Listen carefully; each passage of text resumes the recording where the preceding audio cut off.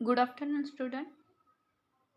आपण सायन्सचा पार्ट 2 मधल्या lesson number 6 classification of plants हा लेसन मागच्या तासाला पाहिला आहे. या तासाला आपण energy flow in an ecosystem हा लेसन आज चालू करत आहोत. लुकिंग बॅक, थोडं मागचं बघूया. What is mean by ecosystem? Ecosystem म्हणजे काय? All the plants and animals in a particular area considered together with their surrounding.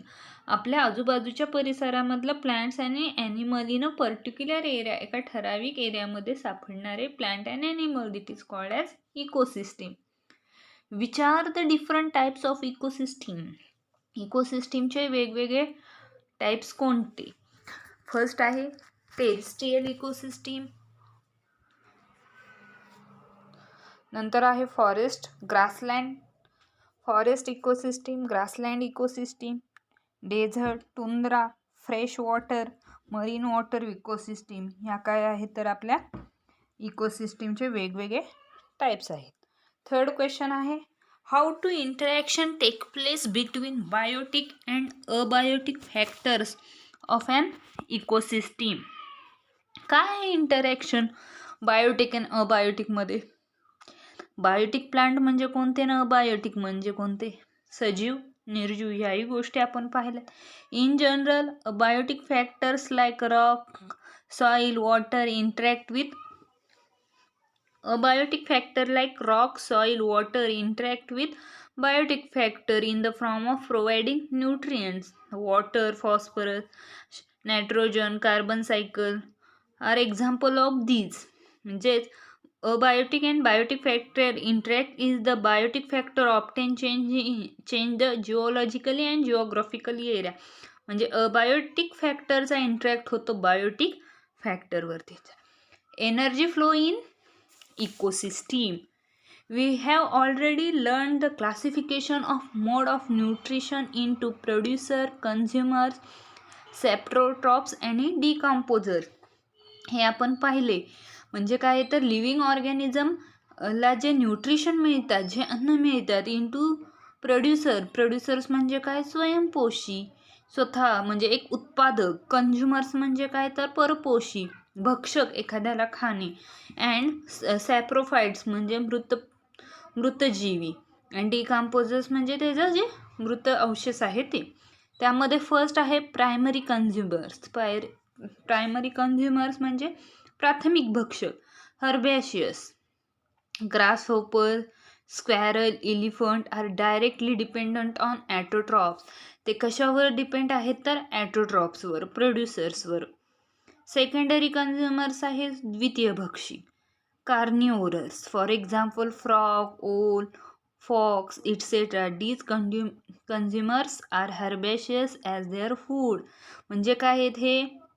Second भक्षक आहे, द्वितीय भक्षक आहे स्वतः. These consumers are herbaceous as their food, तयार करतात herbaceous food. Affects or top consumers, carnivorous. Example आहे tiger, lion.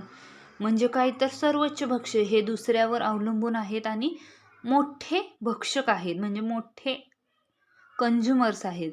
These consumers users awareness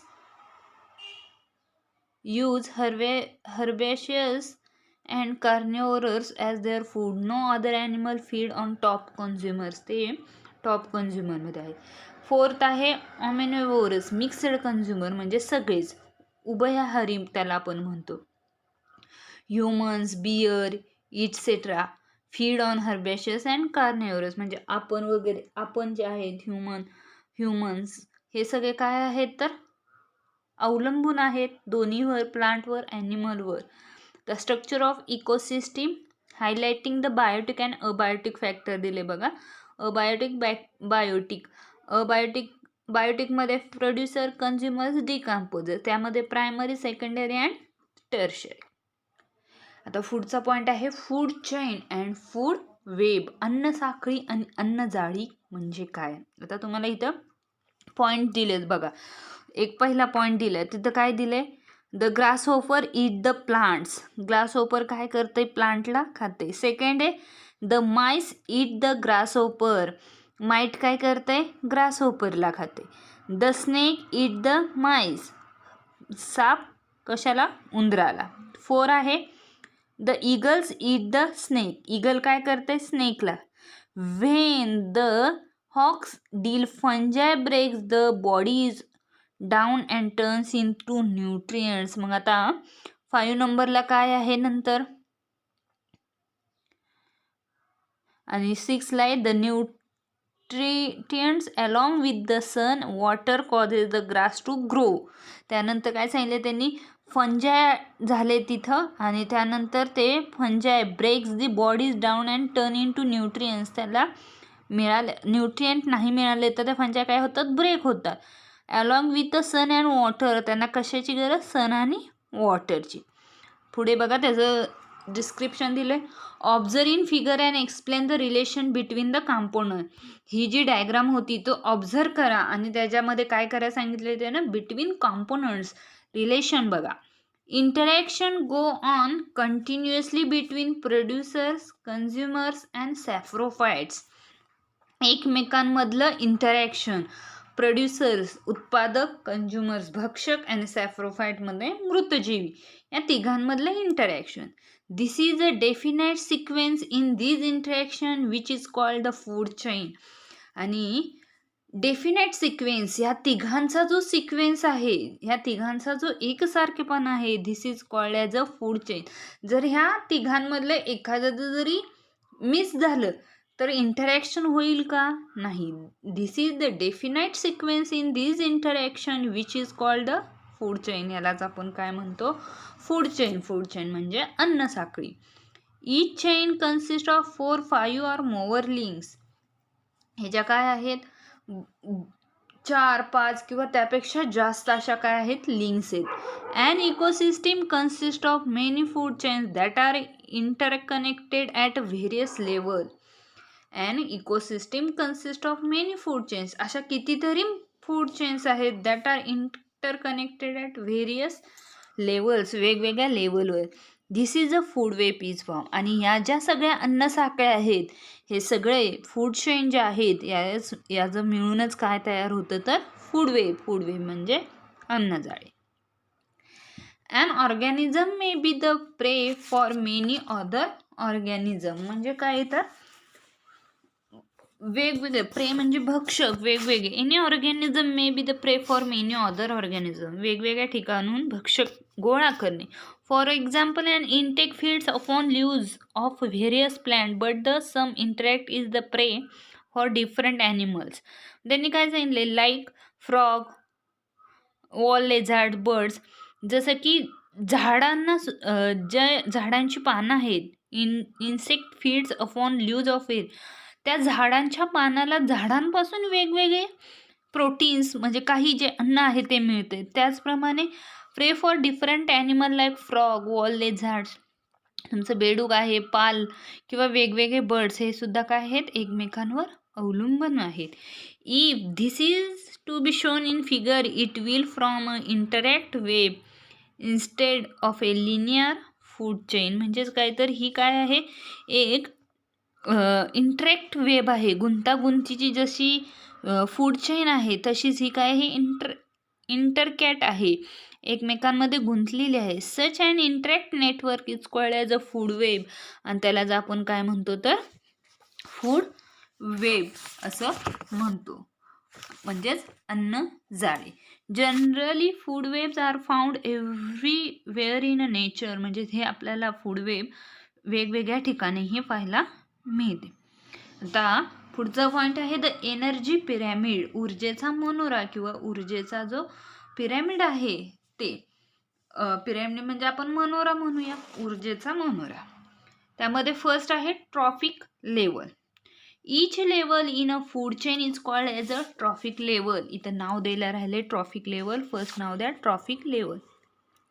each level in the food chain is called as a trophic level. म्हणजे काय?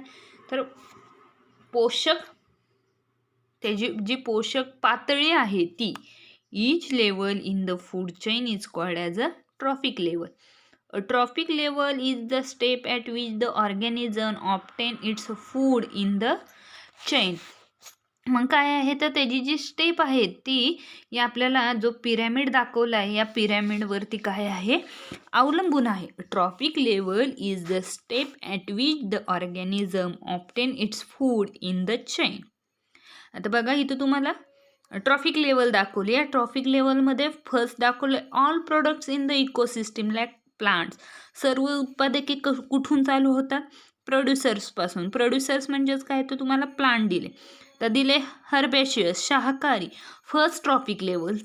Second trophic level आहे कार्निओरस आणि third आहे ऑमिनोव्हेरस म्हणजे उभयहारी दोन्हीही प्लांट आणि animal शाकाहारी मांसाहारी दोन्ही असणार.